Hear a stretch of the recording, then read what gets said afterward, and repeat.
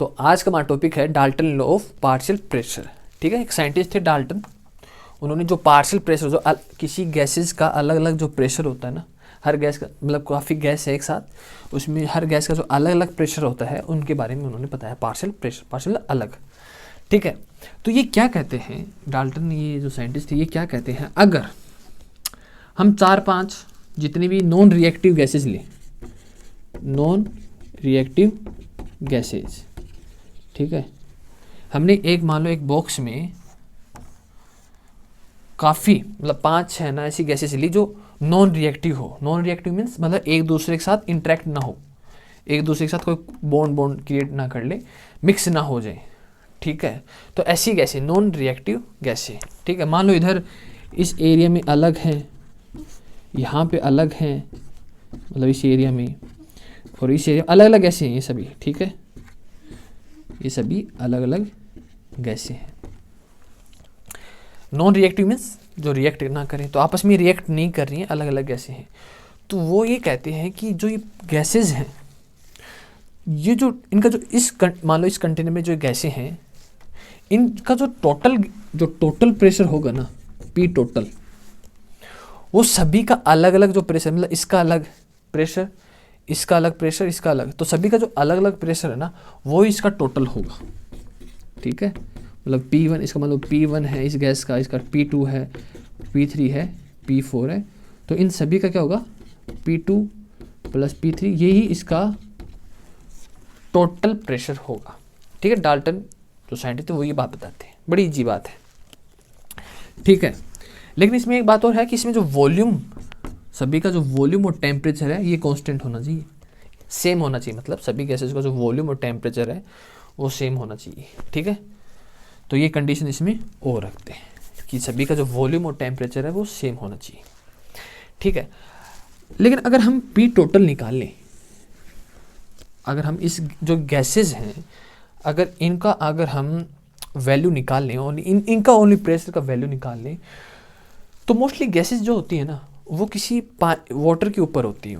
ठीक है ना, कोई पानी होता है ना, पानी के ऊपर होते हैं, जैसे ओशन के ऊपर क्रिएट होती है ना जो गैसेज, ऑक्सीजन, डाई ऑक्सीजन या नाइट्रोजन, कार्बन डाइऑक्साइड, जो अपनी लेयर क्रिएट करते हैं, तो उस टाइप से जो पानी के ऊपर जो गैसेस क्रिएट होती है ना, तो इसमें अगर हम देखें, अगर हम पी टोटल निकालने की कोशिश, या पी जो ओनली गैसेस, मतलब ओशन की क्या होता है कि उसमें वेपर भी क्रिएट होते हैं, पानी की जो वेपर्स है ना, वो जैसे बरसात होती है तो वेपर ही क्रिएट होते हैं ना, तो वेपर भी उसमें मिक्स हो जाते हैं। ठीक है, तो ओनली हमें गैसेस का चाहिए, हमें पानी की वेपर का नहीं चाहिए। ठीक है, तो अगर हम देखें तो ओनली ड्राई गैसेस, ओनली इसका देखें तो हमें क्या करना है, जो पी टोटल है, जो टोटल मतलब मान लो जैसे अब इसमें एक बढ़िया सा एग्जांपल, जैसे ओशन के ऊपर जो क्रिएट होती है ना, ऑक्सीजन के कारण जो क्रिएट होती हैं, समुद्र के कारण जो गैसेस क्रिएट होती हैं, dioxygen, nitrogen, carbon dioxide, तो इनको अलग ले लो, साथ में जो ओशन के साथ वेपर क्रिएट होते हैं उसमें से इसको माइनस कर दो, एक्वस। ठीक है, जो एक्वस टेंशन होता है, मतलब वेपर, जो सिंपल सी बात है, उसको जो हम इसमें से माइनस कर लेंगे तो हमारे पास जो ओनली गैसेस थी ना, जैसे अगर हम ओशन के ऊपर देखें तो डाई नाइट्रोजन, एग्जांपल दे रहा हूँ, वो नॉन रिएक्टिव गैसेस नहीं हो सकती, हो भी सकती है, नहीं भी हो सकती है, किसी रिएक्ट भी कर सकती है, लेकिन बस एक एग्जांपल दे रहा हूँ, जैसे ओशन के ऊपर जो क्रिएट होती है जो गैसेस, अगर हमें ओनली उनका निकालना हो तो P dry gas total count कर लेंगे और माइनस जो पानी की वेपर के कारण जो प्रेशर क्रिएट हो रहा है उसमें माइनस करते हैं हमारे पास, तो गैसेस का जो हमारे पास प्रेशर वो आ जाएगा। ठीक है, तो ये था इनका डाल्टन लॉ, बहुत सिंपल है, कुछ भी नहीं है यार, बहुत सिंपल है। ठीक है, लेकिन हर बात में कुछ ना कुछ नोटिस करने वाली बात है, जैसे यहाँ पर वॉल्यूम और टेम्परेचर सभी का सेम है और ये छोटी सी बात बहुत बड़ा इम्पैक्ट डालती है। ठीक है, अब इन्हीं गैसेस की बेस पर इसी ये जो इक्वेशन है या जो थ्योरी, इसी की बेस पे हम इनकी मोल फ्रैक्शन, मतलब अलग अलग के हम प्रेशर निकाल के देखते हैं। ठीक है, अलग अलग गैसेस के या अलग अलग जो मोल्स होते हैं ना, नंबर ऑफ मॉलिक्यूल्स, उनका प्रेशर निकाल के देखते हैं, मोल फ्रैक्शन कहते हैं एक्चुअली, तो मोल फ्रैक्शन निकाल के देखते हैं। तो हम जो पार्शियल गैसेस का जो प्रेशर था उनके मोल फ्रैक्शन निकाल के देखते हैं। ठीक है, पार्शियल गैस का मोल फ्रैक्शन मतलब उन्हीं की जो वैल्यू है यार। ठीक है। जो हम इसमें हाँ आइडियल गैस की जो इक्वेशन थी ना वो लेते हैं, PV इक्वल टू nRT, ठीक है। ये वैल्यू हम लेके देखते हैं। तो उसमें एक बात, P1 को तो हम अलग अलग ले लेते हैं क्योंकि अलग अलग गैसेस का अलग अलग प्रेशर है, और बाकी nRT अपॉन V। तो आपने जैसे मैंने बताया था कि सभी की जो वॉल्यूम और टेम्परेचर सभी का सेम है, ठीक है। वॉल्यूम और टेम्परेचर सभी का सेम है। जो R है ये भी कांस्टेंट है, बस बचा क्या, उसके नंबर ऑफ मॉलिक्यूल्स कितने हैं। तो हम मान लेते हैं, जो देखो यहाँ पर जो गैस बताई थी ना मैंने, ऐसे अलग अलग टाइप में बताई थी, तो ये P1 था, ये P2 था, ये अलग अलग गैसेस हैं। तो मान लेते हैं सभी का जो वॉल्यूम और टेम्परेचर था वो तो था सेम, बस इनका जो नंबर ऑफ मॉलिक्यूल्स हैं वो हम ले लेते हैं, ठीक है। N1, R1 कांस्टेंट है। दूसरी गैस का ले लेते हैं N2, ये कांस्टेंट है, P3, और ये हमारे पास कांस्टेंट है। बाकी ये हम नंबर ऑफ मॉलिक्यूल्स अलग अलग ले लेते हैं, ठीक है। जब इनको हम कंबाइन करेंगे P टोटल निकालने के लिए, पता ना, P1 plus P2 plus P3, तो हमारे पास RT अपॉन V ये तो हमारे पास कॉमन आ जाएगा और ये अलग अलग वैल्यू आ जाएंगी, ठीक है। तो N1 plus N2 plus N3 plus dot dot plus N और RT, ये हमारे पास इनका पास कॉमन आ गया, ठीक है। तो ये हमारे पास आ गया P, जो आइडियल गैस इक्वेशन थी उनका ये हमारे पास टोटल आ गया। अगर हम अलग अलग गैसेस का मोल फ्रैक्शन देखें तो सिंपल सा है, जैसे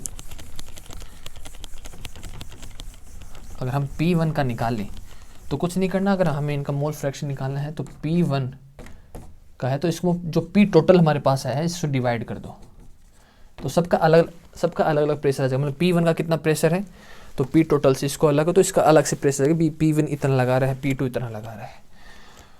तो देखिए P1 क्या अपने पास N1 RT upon V, P total क्या अपने पास N1 plus N2 plus N3 RT upon V, ठीक है। RT ये कैंसिल आउट हो गए और इन्हीं इसको N1 अपॉन N प्लस 2, तो हमारे पास इसको मान लेते हैं X1, ठीक है।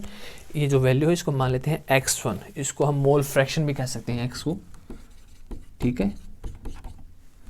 मोल फ्रैक्शन, इस वैल्यू को हमने X मान लिया, ठीक है ना। N1 अपॉन ये तो कट गया आपस में, कैंसिल आउट हो गया, और इसको हमने X1 मान लिया, तो हमारे पास P1 अपॉन P टोटल हो गया X1। P टोटल को अगर इस तरफ भेज देंगे तो हमारे पास कुछ इस तरीके का वैल्यू आ जाएगी, ठीक है। ये हमारे पास P1 आ गया, और अगर इसी तरह के सेम टू सेम करें तो सभी का अलग अलग आ जाएगा। हमारे पास P1 आ गया तो P2 क्या होगा, मोल फ्रैक्शन 2 P टोटल, और प्रेशर थर्ड का क्या हो जाएगा मोल फ्रैक्शन 3, सभी का अलग अलग वैल्यू, और P टोटल, ठीक है। तो इनका हो गया मोल फ्रैक्शन।